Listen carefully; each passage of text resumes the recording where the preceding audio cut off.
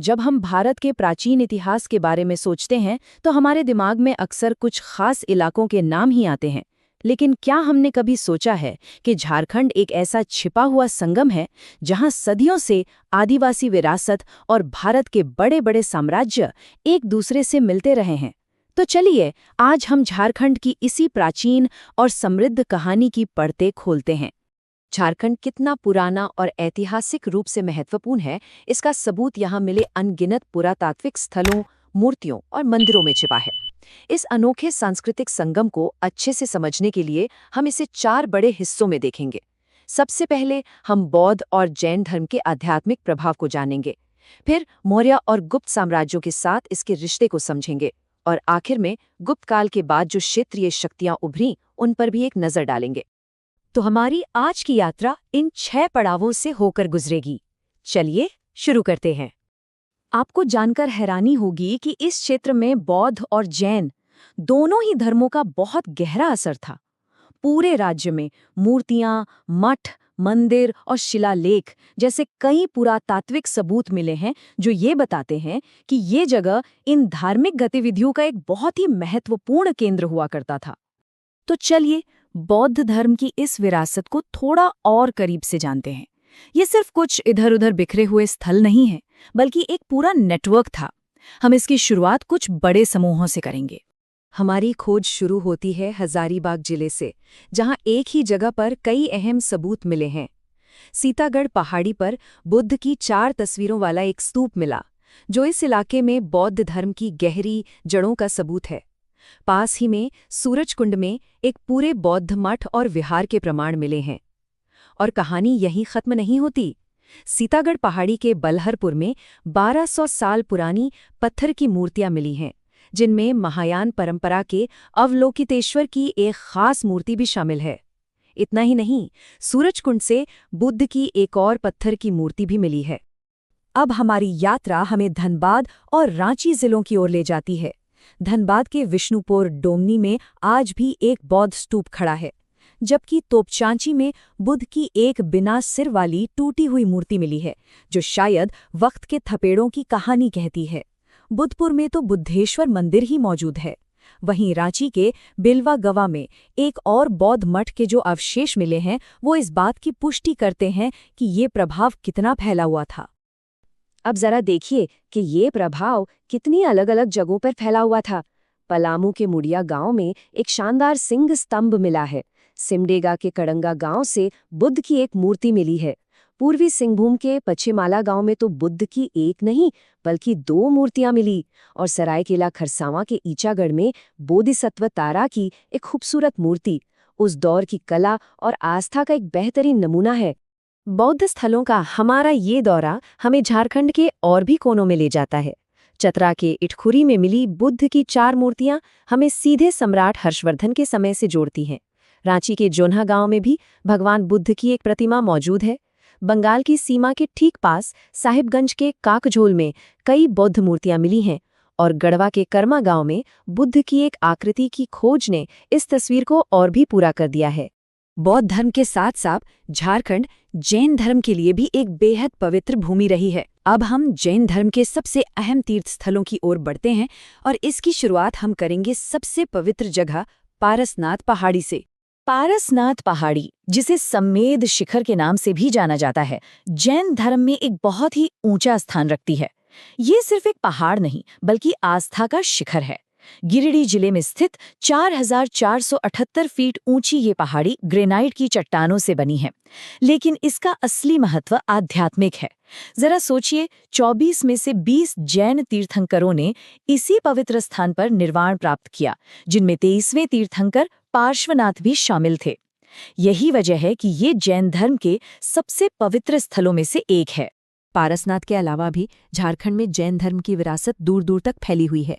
चतरा की कोल्हुआ पहाड़ी एक अद्भुत मिसाल है, जहां बौद्ध और जैन दोनों परंपराओं के सबूत मिलते हैं। यहाँ 23वें तीर्थंकर पार्श्वनाथ के पच्चिन और 9 अन्य तीर्थंकरों की मूर्तियां भी हैं। धनबाद का मानभूम क्षेत्र तो जैन संस्कृति का एक बड़ा केंद्र ही था, और पलामू का हुमगढ़ मंदिर जैन मूर्तियों का एक महत्वपूर्ण पूजा स्थल था। सिंहभूम के बनासागर में हमें 7वीं सदी की जैन मूर्तियां मिलती हैं। लेकिन यहाँ एक दिलचस्प बात भी सामने आती है कि यहाँ के स्थानीय जनजातीय समुदायों ने जैन धर्म के प्रसार को सीमित रखा, जो इस क्षेत्र की अनूठी सांस्कृतिक बनावट को दिखाता है। और आखिर में दामोदर और कंसाई नदियों के किनारे मिले अवशेष भी इस बात की पुष्टि करते हैं कि यह प्रभाव कितना गहरा और व्यापक था। तो धर्म और आध्यात्मिकता से अब हम राजनीति और साम्राज्य के दौर में चलते हैं। मौर्य साम्राज्य के उदय के साथ झारखंड पहली बार एक बड़े साम्राज्य का हिस्सा बना। चलिए देखते हैं कि चंद्रगुप्त मौर्य और अशोक के शासन ने इस क्षेत्र को कैसे बदला और कौटिल्य के मशहूर अर्थशास्त्र में इसका जिक्र इतना अहम क्यों था। किसी भी जगह के इतिहास को समझने के लिए उसका नाम बड़ा अहम होता है। तो मौर्य काल में कौटिल्य के अर्थशास्त्र में झारखंड को एक खास नाम से बुलाया गया था, कुकुट या कुकुट देश। और दिलचस्प बात यह है कि यह किसी राजा के सीधे कंट्रोल में नहीं था, बल्कि एक गणतंत्र की तरह एक जनजातीय क्षेत्र के रूप में काम करता था। तो अब सवाल ये उठता है कि मौर्य साम्राज्य इतने बड़े और घने जंगलों वाले जनजातीय इलाके को संभालता कैसे था? इसका जवाब है उनकी जबरदस्त प्रशासनिक व्यवस्था। उन्होंने इस क्षेत्र के लिए खास अधिकारी नियुक्त किए। 8वें अधिकारी जनजातीय क्षेत्रों के प्रमुख थे। नागपाल या नागाध्यक्ष एक तरह के स्पेशल एडमिनिस्ट्रेटिव इंस्पेक्टर थे, और वनपाल यानी फॉरेस्ट ऑफिसर यहाँ के संसाधनों को नियंत्रित करते थे। ये एक ऐसी व्यवस्था थी जो कंट्रोल और स्थानीय आज़ादी के बीच एक संतुलन बनाती थी। सिर्फ प्रशासन ही नहीं, ये इलाका तो मौर्य साम्राज्य के लिए किसी खजाने से कम नहीं था। कौटिल्य के अर्थशास्त्र में साफ साफ लिखा है कि इंद्रावती नदी से कीमती हीरे निकाले जाते थे।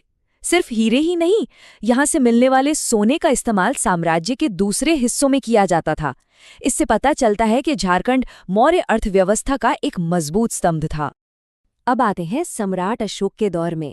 यहाँ कहानी थोड़ी बदल जाती है। चंद्रगुप्त की तरह अशोक का इस क्षेत्र पर सीधा कंट्रोल नहीं था, बल्कि अप्रत्यक्ष था।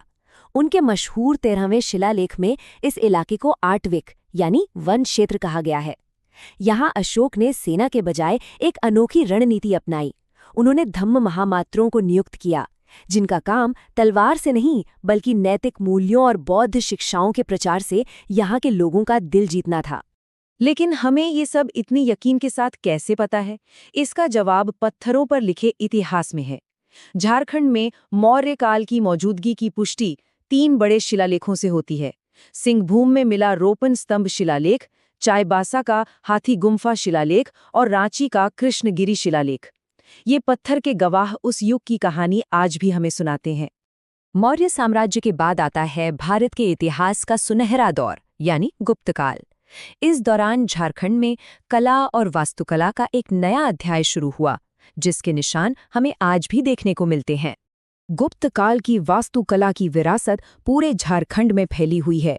मिसाल के तौर पर रांची के पिठोरिया में मिला एक कुंड, हजारीबाग की मधी पहाड़ी पर एक ही पत्थर को तराशकर बनाए गए 4 अद्भुत मंदिर और कोडरमा के सतगवा में मिले मंदिर के अवशेष, ये सभी उस दौर की कलात्मक महारत की गवाही देते हैं। एक ही साम्राज्य, लेकिन अलग अलग शासकों के दौर में इस क्षेत्र के नाम भी बदलते रहे। है ना दिलचस्प? गुप्त वंश के सबसे शक्तिशाली शासक समुद्रगुप्त के समय में इसे मुरुंड देश कहा जाता था। इसका जिक्र उनके दरबारी कवि हरिशेन ने मशहूर प्रयाग प्रशस्ति में भी किया है। लेकिन जब चंद्रगुप्त द्वितीय यानी महान विक्रमादित्य का शासन आया, तो इसका नाम बदलकर कुक्कुट लाट हो गया। ये बदलते हुए नाम इस क्षेत्र के बदलते राजनीतिक महत्व को भी दिखाते हैं। गुप्त साम्राज्य के पतन के बाद झारखंड के आसमान पर 2 नई और शक्तिशाली क्षेत्रीय ताकतों का उदय हुआ। चलिए देखते हैं कि शशांक और हर्षवर्धन ने इस क्षेत्र पर क्या असर डाला। गुप्त काल के बाद उभरने वाले पहले ताकतवर शासक थे शशांक। वो बंगाल के शासक थे और उन्होंने झारखंड की धार्मिक वास्तुकला पर एक गहरी छाप छोड़ी। उन्होंने अपने शासनकाल में कई मंदिर बनवाए, जिनमें से सबसे मशहूर है सिंहभूम क्षेत्र में स्थित बेनुसागर का शिव मंदिर, जो आज भी उनकी विरासत का प्रतीक बना हुआ है। एक और महान सम्राट पुष्यभूति वंश के हर्षवर्धन का भी इस क्षेत्र पर गहरा असर था। उन्होंने प्रशासनिक तौर पर झारखंड के एक हिस्से को कांगोद या राजमहल क्षेत्र में शामिल कर लिया था, और इस ऐतिहासिक बात का ठोस पुरातात्विक सबूत हमें मिलता है चतरा के इटखोरी से, जहां उन्हीं के समय की बुद्ध की 4 मूर्तियां खोजी गई हैं। तो बौद्ध और जैन धर्म से लेकर मौर्य, गुप्त और हर्षवर्धन तक की इस लंबी यात्रा के बाद हमने क्या सीखा? चलिए झारखंड के प्राचीन इतिहास की इस कहानी के सार को एक साथ पिरोते हैं। आखिर में ये बिल्कुल साफ है कि प्राचीन झारखंड सिर्फ एक जंगल वाला इलाका नहीं था। ये एक आध्यात्मिक केंद्र था जहां बौद्ध और जैन धर्म फले फूले। ये मौर्य और गुप्त साम्राज्यों के लिए एक रणनीतिक और आर्थिक रूप से अहम हिस्सा था। और सबसे बढ़कर ये एक ऐसा संगम था जहां भारत की जनजातीय संस्कृति और शास्त्रीय सभ्यताओं के बीच सदियों तक एक अनूठा संवाद चलता रहा। और इस संवाद की गवाही यहाँ का हर पत्थर, हर मूर्ति और हर खंडहर आज भी देता है। और ये हमें एक आखिरी सोचने पर मजबूर करने वाले सवाल पर छोड़ जाता है। संस्कृतियों के संगम का यह हजारों साल पुराना इतिहास आज के झारखंड की पहचान को किस तरह से बना रहा है और आगे कैसे बना सकता है? ये एक ऐसा सवाल है जो वाकई सोचने लायक है।